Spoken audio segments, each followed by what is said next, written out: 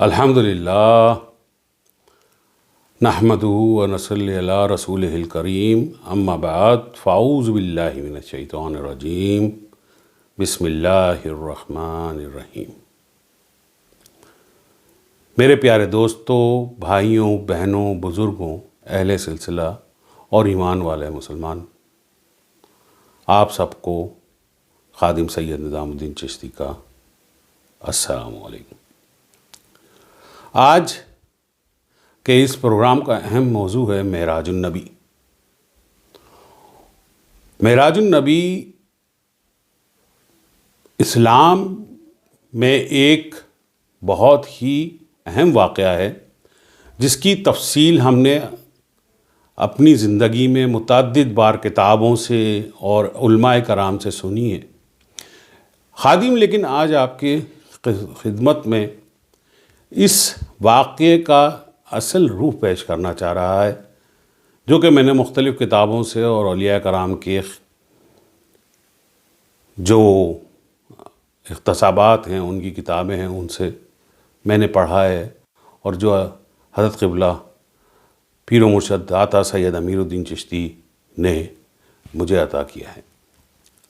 سب سے پہلے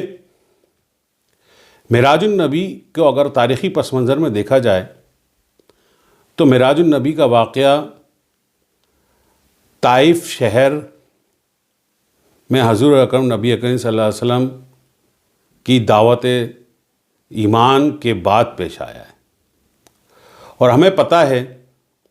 میں اس کی تفصیل میں نہیں جانا چاہوں گا، کہ طائف شہر میں جا کے حضور اکرم نبی کریم صلی اللہ علیہ وسلم کو کس طریقے سے مشکلات اور پریشانیاں اور مصائبوں کا سامنا کرنا پڑا تھا، اور اس شہر کے لوگوں نے نعوذ باللہ حضور اکرم نبی کریم صلی اللہ علیہ وسلم کی شان میں کس طرح سے گستاخی کری تھی، اور اس سے پہلے کے حالات بھی اہل مکہ نے نعوذ باللہ حضور اکرم نبی کریم صلی اللہ علیہ وسلم کے لیے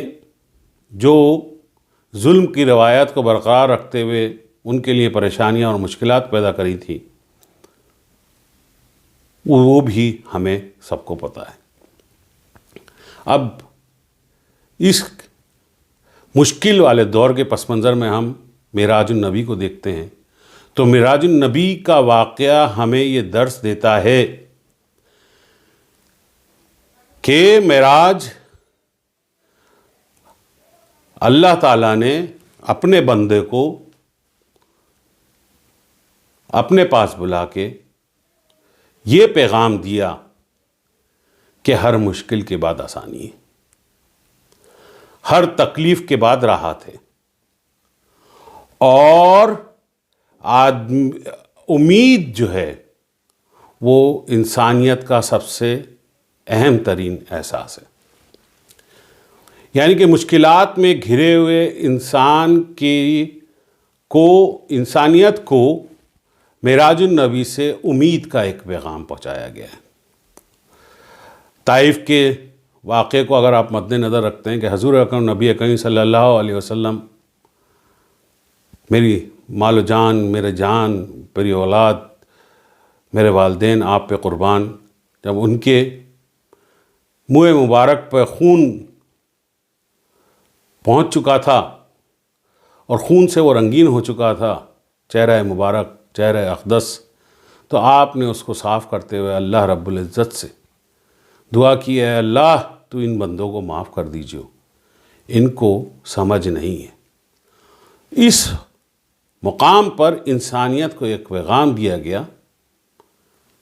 حضور اکرم نبی کریم صلی اللہ علیہ وسلم کے اس عمل کے ذریعے کہ انسانیت کبھی مردہ نہیں ہو سکتی، اور انسانیت کو زندہ رہنے کے لیے امید کے احساس کی ضرورت ہے، اور امید کی کرن ہی انسان کو مشکل حالات میں مقابلہ کرنے کی ہمت اور طاقت عطا فرماتی ہے۔ یہ عام انسان کے لیے اس واقعے سے پہچان دیا گیا تھا، پیغام دیا گیا تھا حضور اکرم نبی کریم صلی اللہ علیہ وسلم کے ذریعے کہ بھائی حالات واقعات جس طرح سے بھی ہوں، جس مشکل میں بھی ہو، آپ امید کی کرن ہاتھ سے نہ چھوڑو۔ اللہ تعالیٰ فرماتا ہے ہر راحت، ہر تکلیف کے بعد ہر راحت ہوتی ہے، ہر مشکل کے بعد اللہ تعالیٰ آسانی فراہم فرماتا ہے، اور یہی اللہ تعالیٰ کی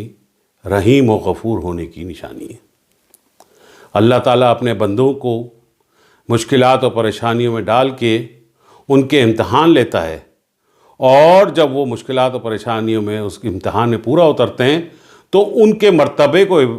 اضافہ کرتے ہوئے ان کو انعام سے نوازتا ہے، اور یہ انعام حضور اکرم نبی کریم صلی اللہ علیہ وسلم کے لیے معراج النبی تھی۔ اس کے ساتھ ایک اور پیغام بھی دیا گیا جو قرآن شریف میں اللہ تعالیٰ فرماتا ہے لا یکلف اللہ نفسا الا وسعها، یعنی کہ اللہ کسی کو اس کی استطاعت سے زیادہ تکلیف نہیں دیتا، اور یہی پیغام دیا گیا کہ جب حضور اکرم نبی کریم صلی اللہ علیہ وسلم ایک طویل عرصے تک مشکلات اور پریشانیوں اور جسمانی تکالیف سے گزر چکے تھے، تو اس وقت ان کا مرتبہ تمام انبیاء کرام سے اونچا کیا گیا، اور تمام انسانیت سے اونچا کر کے ان کو اللہ تعالیٰ نے اپنے روبرو بلایا، اور ان کے دوستوں اور ان کے ہم جو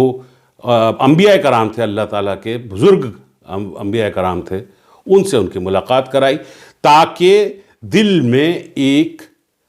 ڈھارس پیدا ہو، ایک یقین پیدا ہو کہ تو اکیلا نہیں ہے، تیرے ساتھ سب کے سب موجود ہیں۔ اور جب آپ مکالمات جو اللہ تعالیٰ کے انبیاء نے حضور اکرم نبی کریم صلی اللہ علیہ وسلم سے کیے، اور جس طرح سے خطاب کیا، مخاطب کیا حضور اکرم نبی کریم صلی اللہ علیہ وسلم کو تمام انبیاء کرام نے، پہلے آسمان سے لے کے 7ویں آسمان تک، اس کو اگر بخور خاص پڑھتے ہیں تو اس میں اس کا خلاصہ یہی ہے کہ آپ کی جو مرتبہ تھا اس کو سراہا گیا، آپ کی کوششوں، آپ کی جد و جہد کو سراہا گیا، اور آپ کے لیے تعریفی کلمات ادا کیے گئے۔ تو بات یہ سمجھ میں آئی کہ اللہ تعالیٰ نے جب دیکھا کہ اس کا محبوب بندہ مشکل میں گھرا ہوا ہے، تو اور وہ فریاد بھی نہیں کر رہا ہے، بلکہ مشکل میں گھرے ہونے کے باوجود بھی اپنی امت کے لیے، اپنے لوگوں کے لیے بخشش کی دعا مانگ رہا ہے، تو اس کے اوپر اس کو انعام دیا گیا۔ تو عام انسانیت کی یہ لیے ہے کہ جب بھی آپ مشکل میں گھرے ہو تو صبر کا دامن ہاتھ سے نہ چھوڑو، اور ہمیشہ کوشش کرو کہ اپنے اندر ایک معاف کرنے کا جذبہ بھی رکھتے ہو، اور یہی انسانیت کے لیے ایک اہم ترین پیغام تھا۔ تیسرا اور آخری پیغام جو اس معراج النبی میں طالب عشق، طریقت کی راہ پہ چلنے والوں کے لیے دیا گیا، وہ یہ تھا کہ بے شک جو اس راہ پہ چلتے ہیں، جو عشق کو اپنا پہناوا بنا لیتے ہیں، جو عشق کے لیے زندہ رہتے ہیں اور مرتے ہیں، جو عشق کی راہ کو اپنی زندگی بنا لیتے ہیں، ان کو مشکلات اور پریشانیوں کا سامنا کرنا پڑتا ہے۔ اور عاشق کے لیے سب سے بڑا جو انعام ہے وہ ہے وصل، جب عاشق اور معشوق سامنے ہو۔ سدرۃ المنتہا پہ حضور اکرم نبی کریم صلی اللہ علیہ وسلم جب پہنچے تو جبرائیل علیہ السلام ساتھ تھے۔ آپ نے پوچھا، اے جبرائیل تو میرے ہم سفر، چل میرے ساتھ آگے چل۔ جبرائیل علیہ السلام نے عرض کی، یا رسول اللہ، اگر میں اس جگہ سے ایک بال برابر بھی آگے گیا تو میرے پر جل کے خاکستر ہو جائیں گے، میرا وجود ختم ہو جائے گا۔ جبرائیل علیہ السلام کیونکہ فرشتے تھے، ان کو فیصلہ کرنے کی استطاعت اللہ کے حکم کے مطابق ملتی ہے، تو ان کے اس وقت وہ یہ نہیں سمجھ پائے کہ کہنے والا، ساتھ چلنے والا کون ہے، رحمت للعالمین کہہ رہا ہے، محبوب رب العالمین کہہ رہا ہے، اور اس کے ساتھ چلنے کے بعد کسی قسم کی تکلیف نہیں ہوتی، کسی قسم کی پریشانی نہیں ہوتی، کوئی شخص پریشان نہیں ہوتا، بلکہ راحت اور سکون میسر آتی ہے۔ لیکن وہ یہ سمجھ نہ پائے، اور انہوں نے اللہ کے حکم کو مانتے ہوئے، کیونکہ اللہ کا حکم تھا اس جگہ سے نہیں آگے جانا، معذرت چاہیے۔ لیکن یہاں پہ عشق کا سوال پیدا ہوتا ہے۔ مثنوی مولانا روم میں حضرت مولانا جلال الدین رومی نے لکھا ہے کہ یہ اگر جبرائیل علیہ السلام کی جگہ حضور کے یار غار، ان کے سچے عاشق حضرت سیدنا ابو بکر صدیق رضی اللہ تعالیٰ عنہ ساتھ ہوتے، اور حضور اکرم نبی کریم صلی اللہ علیہ وسلم ان کو حکم فرماتے کہ چلو آگے، تو وہ چلتے ان کے ساتھ اور سدرۃ المنتہا بھی پار کر جاتے، کیونکہ یہ عشق کا سوال تھا، اور وہ عشق کا جواب یہ تھا کہ اس میں جلنے اور خاکستر ہونے کا ڈر نہیں ہے، بلکہ عشق تو وہ پروانہ ہے جو جا کے شمع پہ قربان ہو جاتا ہے۔ وہ بخوشی حضور اکرم نبی کریم صلی اللہ علیہ وسلم کے عاشق تھے، وہ بخوشی حضور اکرم نبی کریم صلی اللہ علیہ وسلم کے ساتھ آگے جاتے۔ تو یہ اس واقعے کے ساتھ پتہ چلتا ہے کہ عشق کا مقام سب سے اونچا ہے، اور عشق ہی تمام منزلوں کو پورا کراتا ہے،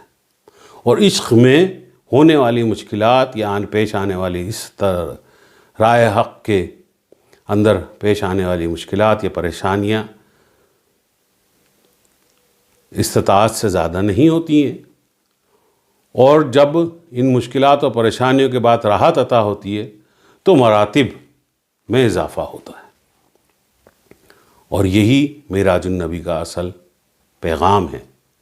جو انسانیت کے لیے ہے۔ اور میں اس پروگرام کے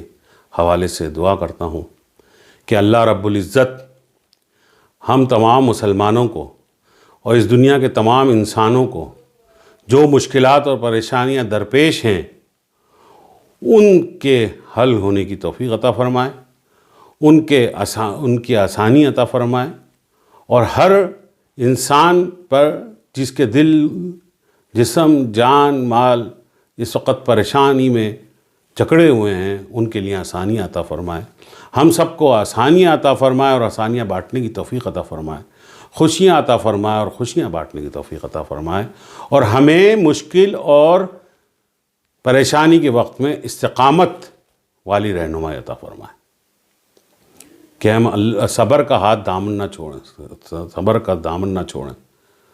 اور صبر کے ساتھ اللہ کی رضا میں خوش رہیں، اور اللہ تعالیٰ سے دعا ہے کہ اللہ تعالیٰ ہم پہ پڑھنے والی مشکلات کو، ہم سب پہ پڑھنے والی مشکلات کو آسان فرما دے، اور ہمیں امتحان میں نہ ڈال کے ہم کمزور ہیں، اپنے نبی کریم حضرت محمد صلی اللہ علیہ وسلم کے صدقے میں ہمارے امتحانات کو آسان سے آسان تر فرما دیں، ہماری مشکلات کو دور فرما دیں، ہم پہ اپنی رحم و کرم اور عطا کی بارش فرما دیں۔ کل کا بھلا کل کی خیر، کل کا بھلا کل کی خیر، اللہم افتح لنا بالخیر واختم لنا بالخیر وجعلنا واقب امورنا بالخیر بیدک الخیر انک علی کل شیء قدیر، آمین ثم آمین۔ والسلام، سید نظام الدین چشتی۔